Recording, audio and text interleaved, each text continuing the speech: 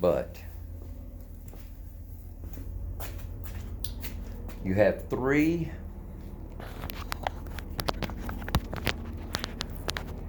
screws here on the top of your rail. All 3 of these screws work collectively together to hold your barrel in place during the fast cycling of this gun. And you need to check these screws periodically to make sure they haven't vibrated loose. Just every say couple of hundred shots or so, get your Allen wrench out. Make sure they're all still tight. They do work loose every now and again. It's not going to help you any to try to put Loctite or rock solid or anything that will a thread locker of any kind on these screws, because as we see, you may need to be working on it one day and you don't want to have to go through all the measures to remove Loctite from these screws. They work fine. Just keep an eye on them, make sure they don't loosen up. And you've got 2 different sizes here. The first size is a 4mm. It is going to go in the front one and the next one. The second one and the first one will get a 4mm. I've already broken these free, and I know you're seeing these pins sticking out right here. We'll get to that next. But you need to loosen these. No need to take them all the way out, but do loosen them until there is approximately an 1/8 inch sticking up above. Now, it doesn't hurt to take them all the way out, but as I'm sure you know, if you've ever taken a screw loose and completely out, especially smaller ones, sometimes they get out of our hands and we drop them and have a hard time finding them or never find them at all, so better safe than sorry. On this rear nub screw, you're going to need a 5mm hex head. And it might be a little difficult to break free. You might want to go with the shorter end to give you a little more leverage. But once broken free, like the others, you will just loosen it up until there's about an 1/8 of an inch or so sticking above the rail. That's plenty. It's now away from the flat spot on the barrel that it's helping it hold it in place with, and you're halfway there. Now, these 2 pins that are protruding right here, rather than put more wear and tear on them by pushing them back in, tapping them back in with a hammer, if you notice, on the right side of your gun, if you're holding your gun, the same side that the charging handle's on is the same way you want to knock these pins out, because it's knurled right here. Those little ridges on there are designed to go in this way, and once they reach the hole with these ridges, those are extra insurance and help to keep these pins from falling out. It helps them stay seated where they are. It helps them not to twist and turn and get loosened up. They're there for a reason, and we want them to come out from the left to the right side of the gun, and we want them to go back in from the right to the left with the knurled part on the outside. All right, now the way you're going to do that is you're going to take, this is where your punches or scratch-alls are going to come in, and make sure that whichever you choose or whatever you have to use as a punch, try to think sensibly. We don't want to try to use a stick or anything like that, because it's not going to be strong enough. We want to use something metal. We want to make sure that it's not going to mar up our finish on our gun or do any damage. And we want to make sure that it will fit into the hole. Hard to do this looking through a camera. And go deep enough for us to do what we need to do, which is totally remove these pins. What these pins do, you will see evidently momentarily. We will see why they are there and what they're doing. This punch fits a little bit better. We'll go a little bit deeper. But this particular set of pins here, once I got so far down, my punch was no longer going to go any deeper. So what I did was I simply took one of my other Allen keys here, put them in the hole, and just lightly continued to tap on the T part of the Allen key. And once you get them close to coming out, it's a good idea to hold on with one hand or put something up underneath to catch them. Again, we don't want to drop any parts and take the risk of not being able to find them or replace them. Now, I'm going to stick this Allen back in here. We're going to have to give that a little tap with a hammer. Let me put this back on the tripod.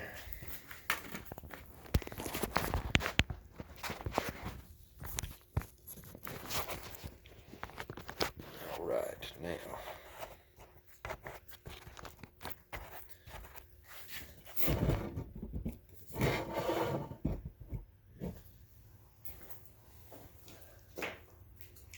Go in here. I'm going to put one finger up underneath here and then put the other fingers over here to hold on to my Allen. And I'm just going to tap it just hard enough to get it to move. And once I feel it loosening up, remove that, take it by hand and remove it. We're tied there. Oopsie, there we go. Dropped it like I told you you might do. Luckily, I've got a clean enough floor that I could find it real easy. It didn't get away from me.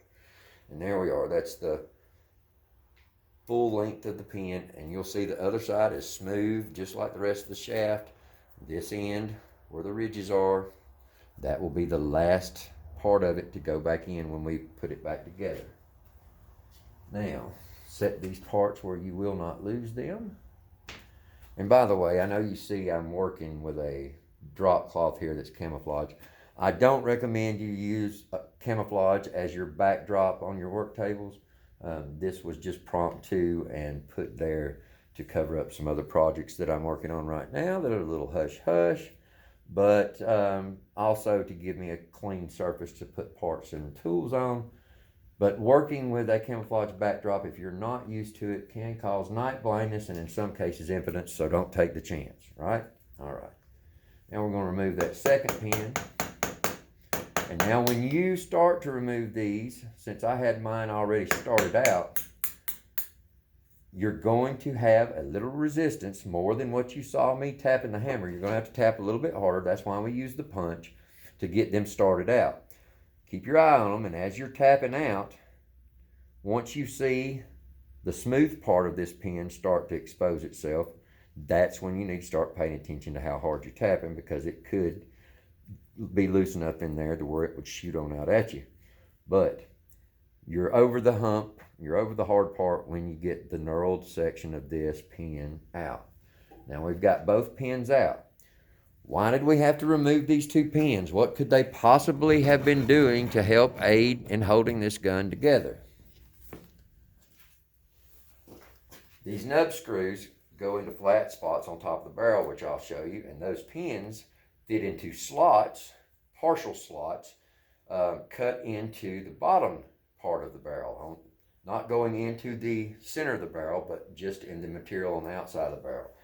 That helps the barrel to be aligned properly when it's put back together and keep it from twisting and turning. Now when you get this far, 3 nub screws loosened, 2 pins removed, that's when you have to start paying attention real close, because this barrel can be removed, but you want to be in control, because this spring over the barrel does have a little bit of tension on it. And we're going to start easing the barrel out.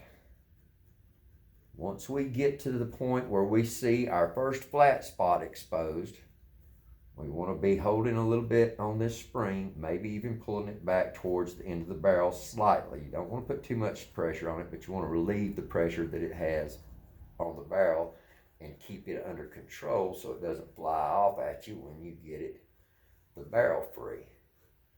All right, now we've seen 2 slots cut in the barrel all the way around that have O-rings on them. So we know we're almost to the end of the barrel, and there the end of the barrel is. We can relieve a little more pressure, let the spring go slightly. As we pull the barrel back, be prepared. The spring is going to get a little bit squirrely. Let's remove it over to the side. release of the pressure, and go ahead and remove that spring completely from the barrel. And that is all the way off. Pay attention. All of the guns that I've taken apart have had a defined flat pinch point here at the end of the spring, while the other end is just simply stopped in its coil without being pinched back into the coil before it. This is the side that is going to go up against the block shield right here. We'll go over that on reassembly. Lay that over to the side. Go ahead and slide the barrel on through the plastic block here on the end, leaving nothing but the rod and that plastic block. Now here, I'll show you closer. The flat points where the nub screws on top of the rail come into contact with the barrel to keep it tight and in place. Now if you notice, here is an O-ring, and this spot here should have an O-ring, but there's no O-ring there. When I disassembled it earlier, I noticed that our O-ring was damaged. Sadly enough, I think I misplaced both the damaged O-ring and the one I had to replace it with, but that's all right, we'll get more. If the O-ring is damaged, like this one was actually probably due to me removing the barrel, it's a very tight fit. That's the way it's supposed to be. These are going to seal up any air from leaking. When you pull the trigger and the air is expelled from the system, it comes up through this port here in the barrel. There's another port in the center. There's the transfer port. The immediate opening of the valve causes the air to rush into a bell housing, and the air turns and comes up through the ports into the section of barrel just behind your pellet skirt, and then of course pushes the projectile out the end of the barrel. These little notches are the notches I told you where the pins seat in. They will go back in when we put it back together. These will have to be on the bottom. This will also help line up, these pins will also help make sure that you're lined up directly above your transfer port with the barrel port so that the air moves smoother through the system. Turbulent air is not good air, so we want everything to line up. And if you'll notice in this barrel port, it's angle cut back on the two ends here and even slightly all the way around. What that is there for is to give a smoother surface for the air to travel across when it is being manipulated through the system. The least resistance or burr, slight burr, or anything rough that air has to travel over will cause that air to begin to get turbulent. Turbulent air is not good air. We want our air to be smooth and flowing to give us a smoother shot, more consistency with our placement of our shots, just a better group all the way around. And the smoother that the traveling zone is for the air, the less turbulence is caused in the air and the better the gun will shoot. Now, always examine any of your transfer ports, barrel ports, bell houses. Anytime you've got the opportunity when the gun's apart, examine the openings, and if you see anything that looks like it could cause any problems, a very fine file or sandpaper rolled up, whatever you have to do, a piece of steel wool, just to smooth out any surfaces that might need a little smoothing. This one looks fine, nothing major that I see that would cause any bad air. All right, now let's lay our barrel to the side with our spring, and let's get to the problem.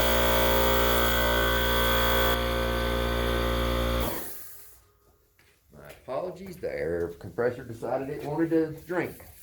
All right, the reason, the problem, what fouled and caused me to have to disassemble this gun was that the threads where this rod threads into the charging handle, due to it going back and forth and probably also assisted in failing, was that it was not completely in the bottom, threaded all the way in to the bottom of the hole in this charging handle. that would have been something that someone did not do properly from the factory. And just the same as you and I go to work a lot of days and don't feel 100% and maybe overlook something that we should have paid closer attention to. Someone along the line did that here. We can't blame the place where we bought the gun. We can't blame the company that made the gun. All we can do is say that is life, and such it is. But what had happened in my case is there was about 1/8 of an inch more of this rod here, but the threads pulled out. And in your packaging with your gun, you would find this little bag which has some spare parts in it. And one of those spare parts will be a charging handle. And you might say, why on earth would I have a second charging handle when there's already one on my gun? Oh no, is this something that breaks often enough that they would include another? Not the case. Now, when you get to this point in disassembly, in order to get the charging handle free of the bolt, you're going to have one more Allen wrench. And let me make sure I'm quoting you the right size. But in the back of the bolt right here, there is another set screw, and it is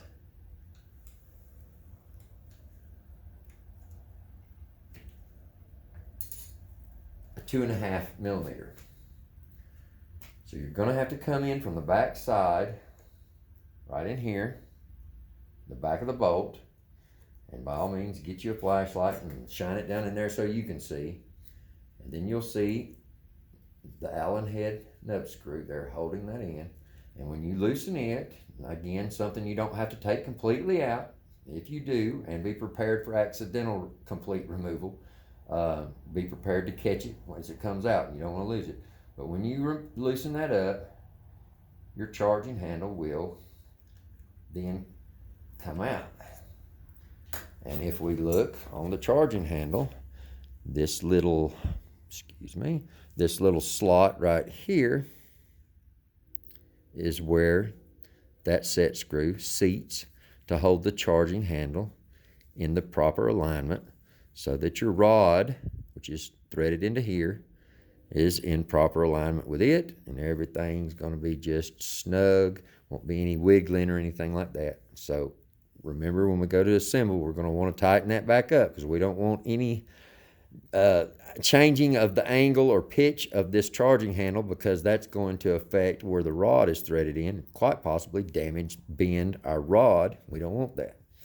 But here's the reason why there's a second charging handle in your box.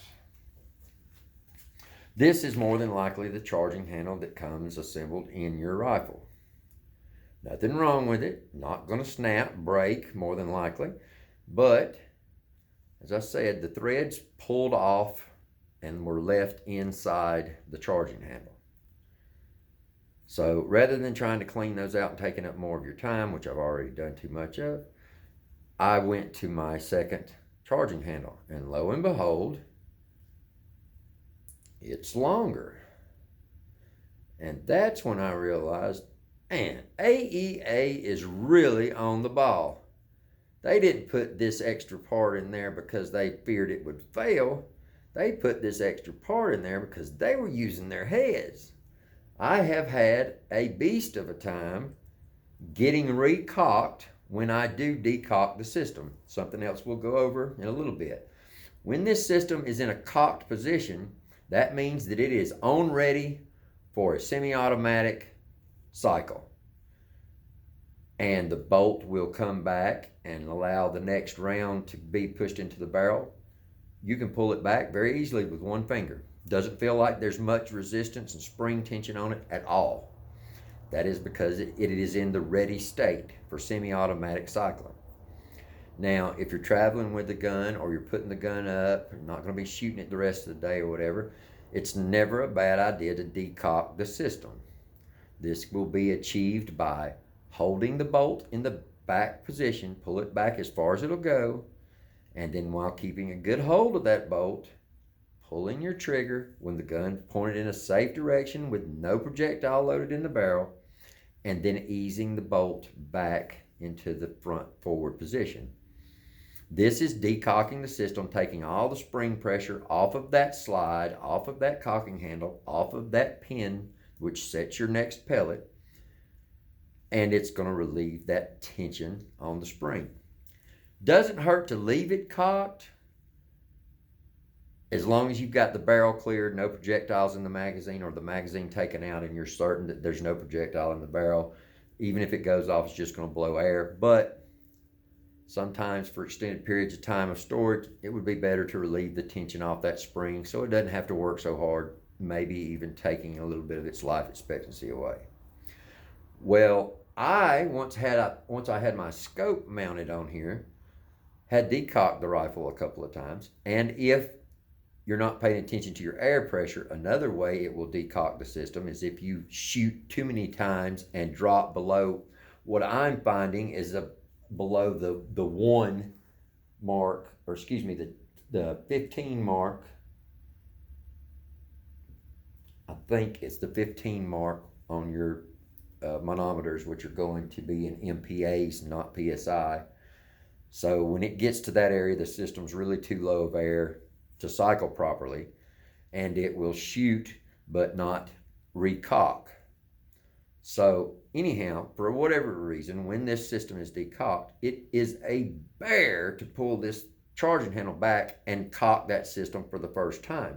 That's when all that spring tension is going to put up the resistance. Anytime it's in the semi-automatic cycling mode, it's already got the tension pulled back and the sear's already locked into it, and so it's nothing to pull that charging handle back and forth. The pressure's just not, the spring tension's just not on it.